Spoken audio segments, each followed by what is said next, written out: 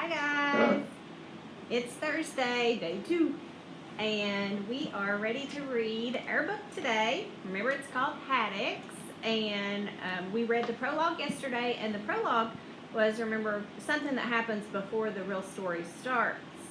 And at the beginning of our chapter this time, it says it's 13 years later. So chapter 1. You don't look much like your sister, Chip said, bouncing the basketball low against the driveway. Jonah waited to answer until he darted his hand in and stolen the basketball away.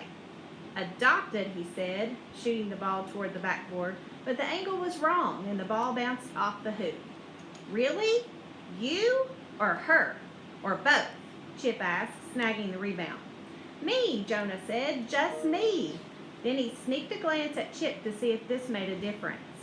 It didn't to Jonah. He'd always known he was adopted.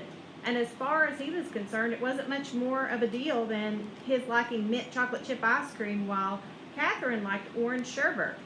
But sometimes other people got weird about it. Chip had one eyebrow raised like he was still processing the information. This gave Jonah a chance to grab the ball again. Hey! If you're not, like, related by blood or anything, does that mean you could date her? Chip asked. Jonah almost dropped the ball.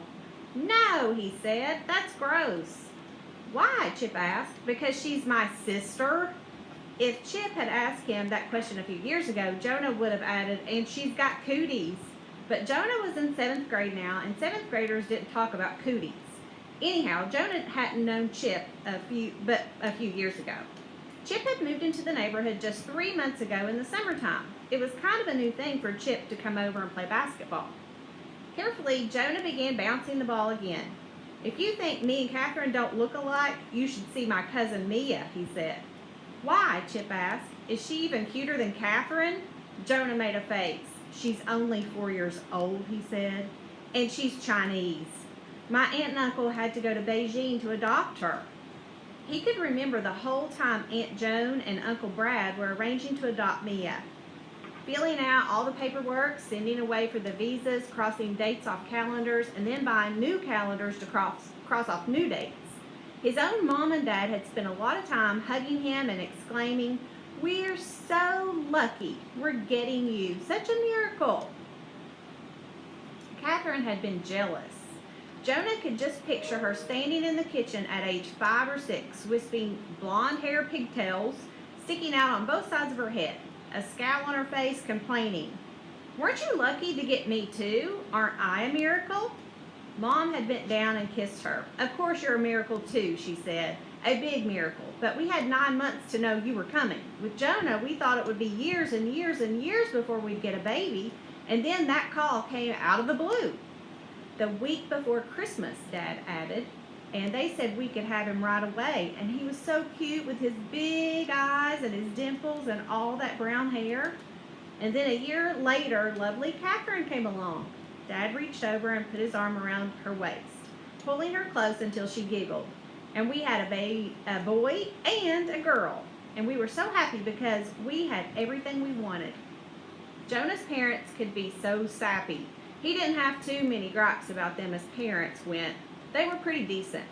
But they told that story way too often about how excited they'd been getting a call out of the blue and getting Jonah. Also, if he was listing grievances, anybody know what grievances is? I'll pretend I have kids in the room.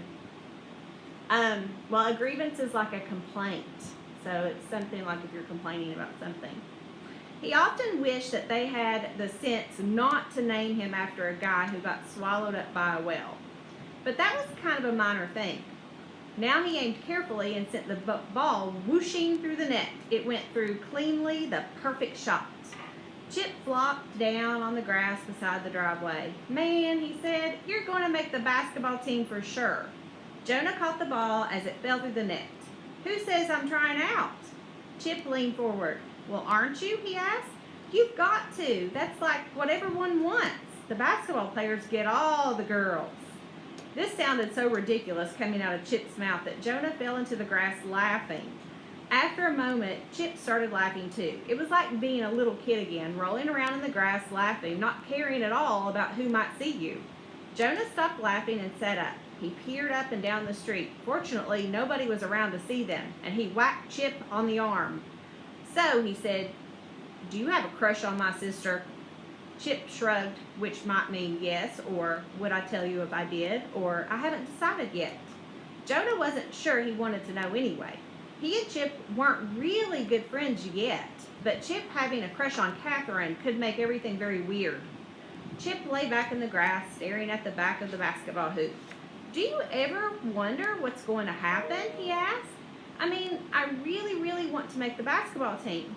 But even if I make it in 7th and 8th grades, then there's high school to deal with. Whoa. And then there's college and being a grown-up. It's all pretty scary, don't you think?" "You forgot about planning your funeral," Jonah said. "What?" "Well, you know. If you're going to get all worried about being a grown-up, you might as well figure out what's going to happen when you're 90 years old and you die," Jonah said. Personally, Jonah didn't like to plan anything. Sometimes, at the breakfast table, his mom would ask the whole family what they wanted for dinner. Even that was way too much planning for Jonah. Chip opened his mouth to answer, then shut it abruptly and stared hard at the front door of Jonah's house. The door was opening slowly. Then Catherine stuck her head out. "Hey, Jono," she called, using the nickname she knew would annoy him. "Mom says to get the mail." Jonah tried to remember if he'd seen the mail truck gliding through the neighborhood. Maybe when he and Chip were concentrating on shooting hoops. He hoped it wasn't when they were rolling around in the grass laughing and making fools of themselves. But he obediently jumped up, went over to the mailbox, pulling out a small stack of letters and ads. He carried the mail up to Catherine. "You can take it on to Mom, can't you?" he asked mockingly. "Or is that too much work for Princess Catherine?" After what he and Chip had been talking about, it was a little hard for her to look him in the eye. Or hard to look her in the eye. When he thought about the name Catherine, he still pictured her as she had been a few years ago, with pudgy cheeks and those goofy-looking pigtails. Now that she was in 6th grade, she'd changed. She'd slimmed down and shot up and started worrying about clothes. Her hair had gotten thicker and turned more of a golden color, and she spent a lot of time in her room with the door shut, straightening her hair or curling it or something. Right now, she was even wearing makeup, a tiny smear of brown over her eyes, black on her eyelashes, and a smudge of red on her cheeks. Weird. "Hey, Jono Brain, can you read?" Catherine asked, as annoying as ever. "This one's for you." She pulled a white envelope off the top of the stack of the mail and shoved it back into his hands. It did indeed say Jonah Skidmore on the address label, but it wasn't the type of mail he usually got. Usually if he got mail, it was just postcards or brochures reminding him about school events or basketball leagues or Boy Scout campouts. This envelope looked very formal and official, like an important notice. "Who's it from?" Catherine asked. "Well, it doesn't say." That was strange, too. He flipped the envelope over, ripped open the flap, and he pulled out one thin sheet of paper. "Let me see," Catherine said, jostling against him and knocking the letter out of his hand. The letter fluttered slowly down toward the threshold of the door, but Jonah had already read every single word on the page. There were only 6. "You are one of the missing." Dun, dun, dun. All right, so that was the end of chapter 1. So we learned a little bit about our characters today. So go to the Google form and answer your little questions for the day. Have a great rest of your day.